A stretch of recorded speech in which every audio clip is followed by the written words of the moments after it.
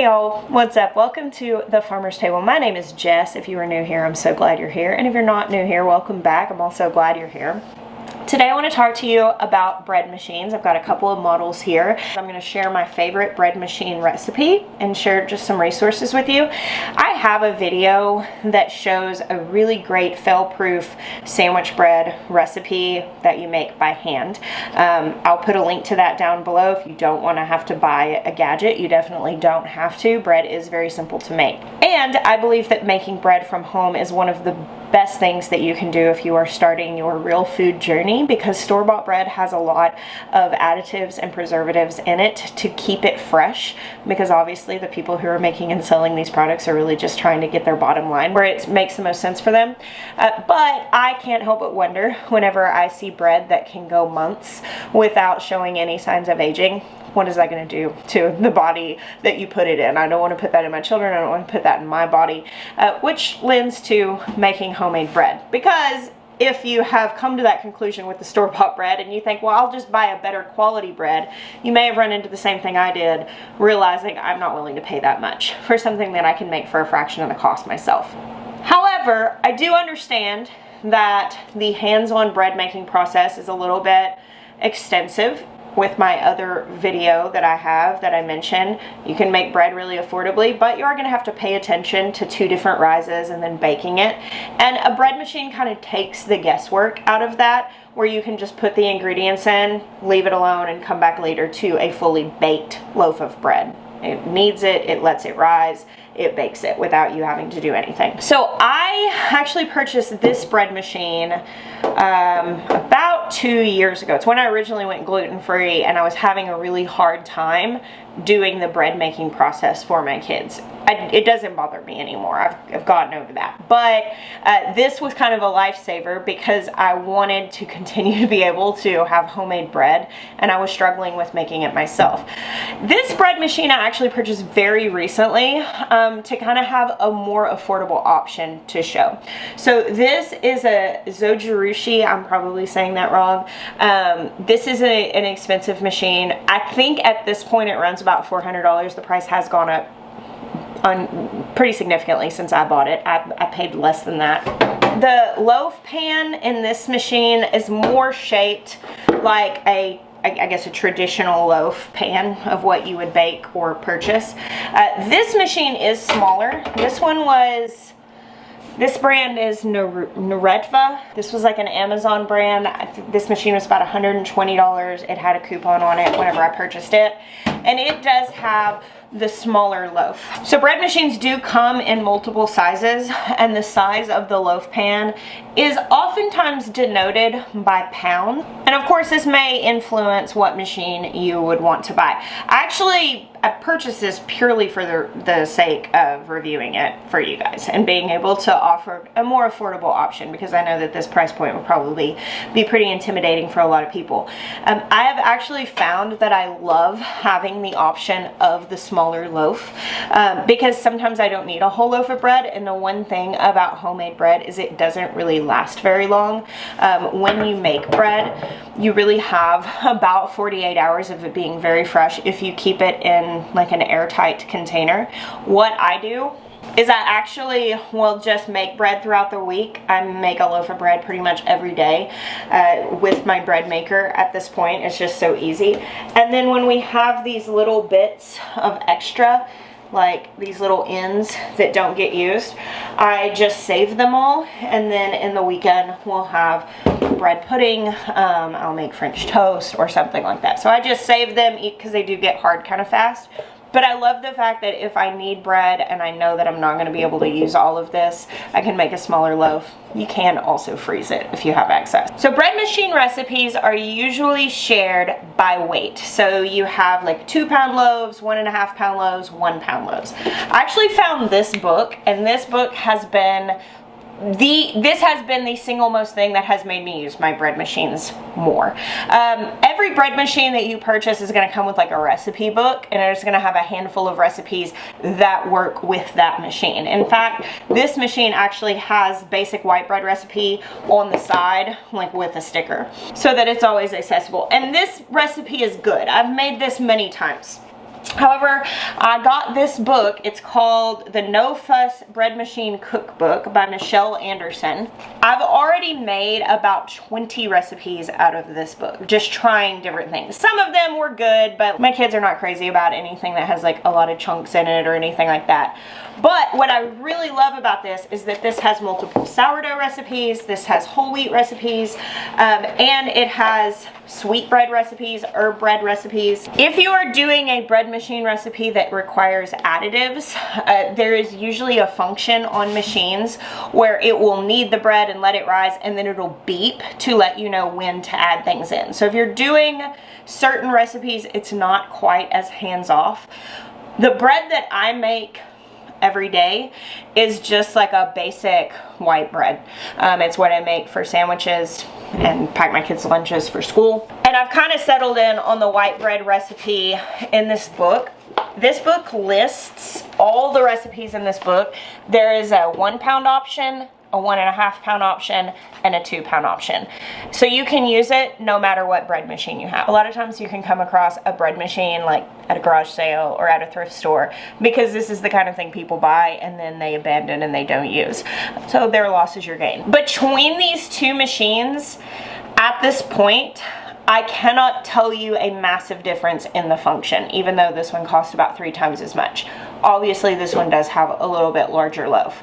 Now, I will say this is a much more established brand, and therefore I assume that the customer service for this will be more cohesive. I would hope, but I don't know. I haven't had any issues in 2 years, and I haven't had this one for 2 years.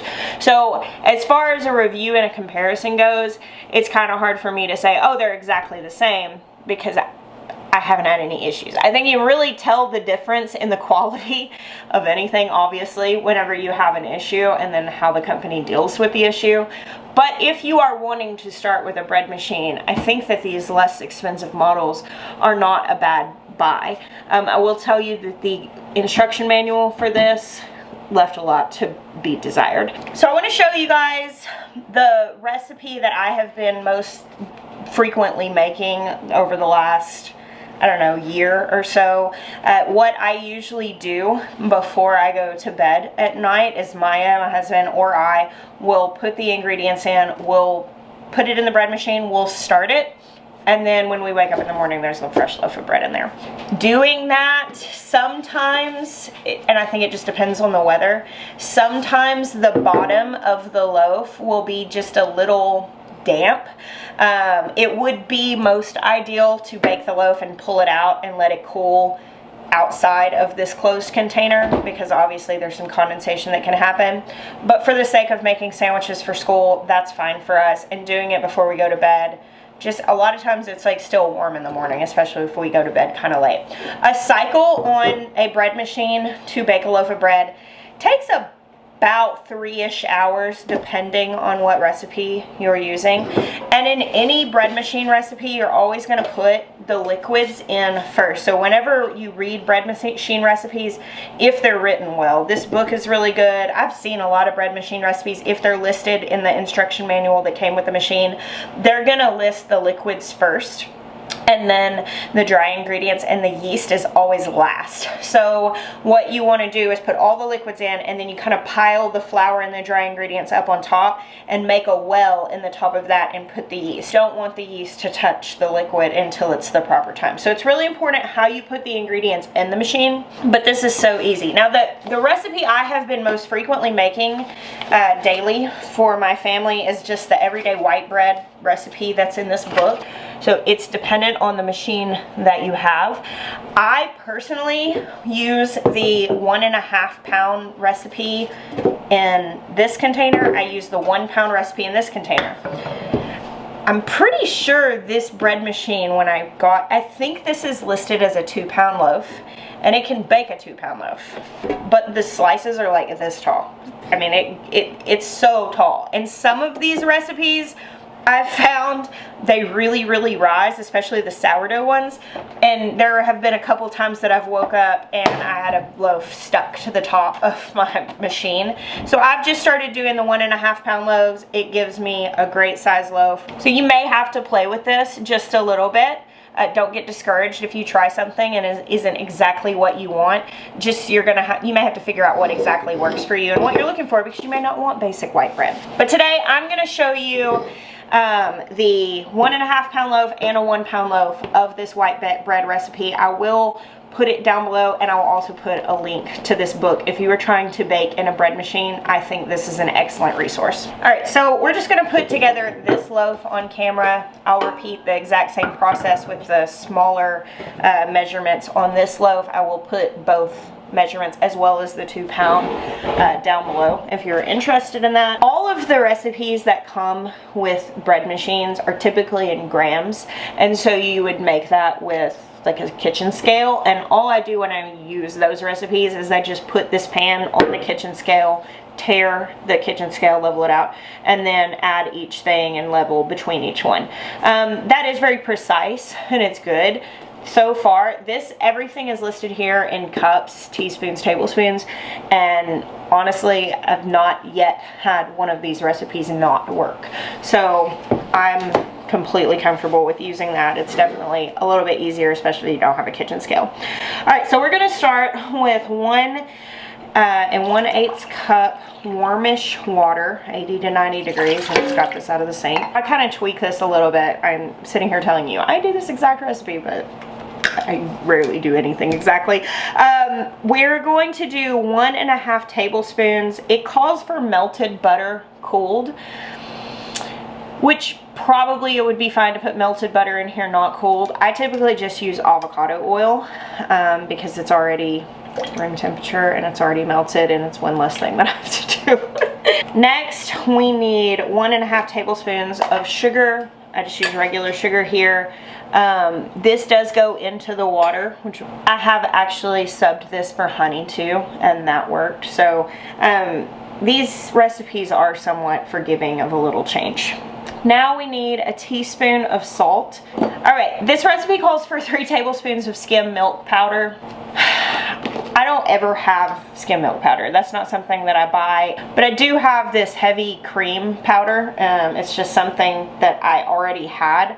I have also used milk powder that we freeze dried from our cows.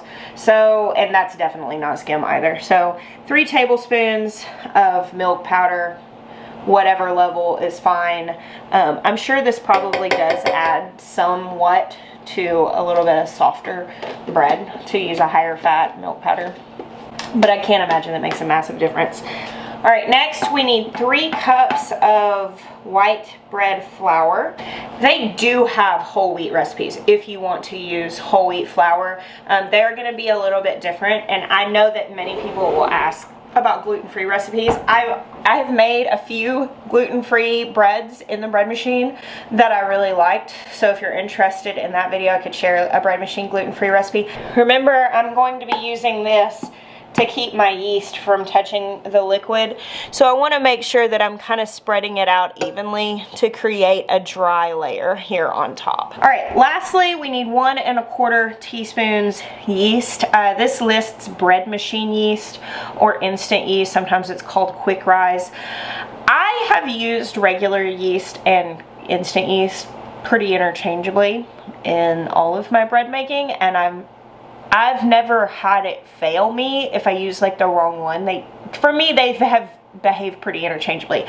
This is instant yeast. This is what I buy bulk at Costco. I just buy the blocks of it, and I'll open one and put it in this jar, and I keep the other one in the freezer. If you are not going to use through it quickly, if you want to buy bulk, keep it in the freezer. Just keep your jar in the freezer, pull it out to get some out, and put it right back. I go through it fast enough that it stays fresh, but if you're having failure in anything that you're baking with yeast, your yeast may be old. One way to test it, take a teaspoon of it, put it in a little bit of warm water with like a pinch of sugar, and let it sit for 5 or 6 minutes. And if it starts bubbling and foaming, then it's active. If nothing happens, then you need to replace it. It's gotten bad. All right, so right here, again, I told you we were kind of making the dry thing. I just create a little well in the top of this, and I'm going to put my teaspoon and 1/4 yeast. Look, I spilled it all over the top. It'll still be fine. And that's literally it. That is bread making in a bread machine. I usually run this thing over in that corner. I'm gonna put it over here for the sake of the video. So you carefully take your pan, because you do have all that liquid underneath that dry layer and you don't want to jostle it and mix it together. And you put it in the machine. Now, different machines are going to have different options, but they'll have what's called courses that you can run through, and it's depending on what you're trying to make. So if you're just trying to make dough in this, like say you want to make pizza dough, you can use a recipe for pizza dough and make it, and then you use the pizza dough course, so it's not going to bake it. It's just going to mix it and let it rise, and then you can take it out, roll it out, and make your pizzas. I don't really use bread machines for stuff like that, because if it's still got to be hands-on for me, I don't need this. I really just use this whenever I want it to be completely hands-off. So what I do here is the first course in this particular machine is like your regular bread. It'll say this in the manual that it comes with. If you bought one of these used and you don't have the manual, you can search the model online and find the manual. Crust control is an option you have too. And this particular loaf of bread we like to do with a light crust, because it's just making it better for sandwiches, and we're making it for our kids. So I'm going to do the first course with the light crust, and it tells me right here when this is going to be done. It's currently close to 11 o'clock in the morning. I'm going to bake this. It's going to be done at 2 in the afternoon. It takes roughly 3 hours. So I put my settings in, press start, and that is literally it. The only thing I will say about this is it's not loud, but it is like a consistent knocking sound when it starts kneading this dough. So remember that if you're going to start this before you go to bed, so that you don't wake up thinking you're being burgled. Alright, so I'm going to repeat this. I'm going to do the 1 pound recipe in this just to show you guys what a smaller loaf actually requires. You can do larger batches in this. I think you can do a 1.5 pound batch in this. It's just going to be really tall, and I find that to be an awkward shape. Now you could turn it sideways and cut it, and it would just be a little bit different. Your crust would be different than normal, but it would still be totally doable. Anyway, I'm going to repeat this, and I will catch you guys on the other side.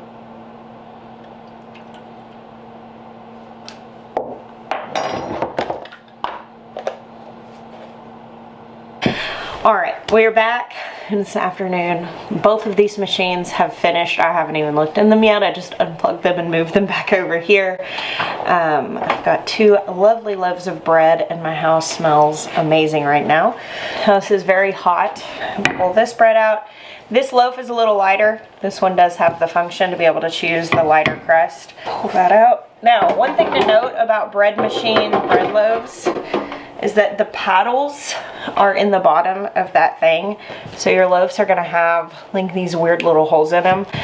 This is really fresh and actually kind of tore some. I've found that whenever we wake up in the morning after this has had a chance to cool some, they kind of just pull out, and so it doesn't leave as big of holes, I guess, if you let it cool.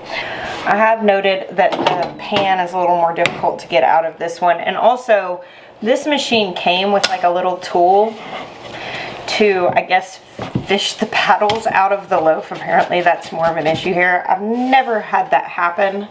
They usually stay in the pan for me. Do make sure, once they're cool enough to handle, to take your bread pans out and pull those paddles off and clean them. If you let them dry with the little bits of bread that are stuck in them, you're gonna have to soak them to get them done. So 1.5 pound loaf recipe, 1 pound loaf recipe. Again, this just had a function, so I've got a lighter crust. And I'm gonna go ahead and cut into these hot. Technically you're not supposed to do that because it lets all the steam out, but obviously a lot of people do because hot bread out of the oven is amazing. I'll show you this. So I want to note about this smaller loaf. When I do the 1 pound size in this bread machine, it's not super tall. It's a little bit lower than the other one, but I really like the fact that even though this is a square loaf, I'm still getting kind of the size and shape of a regular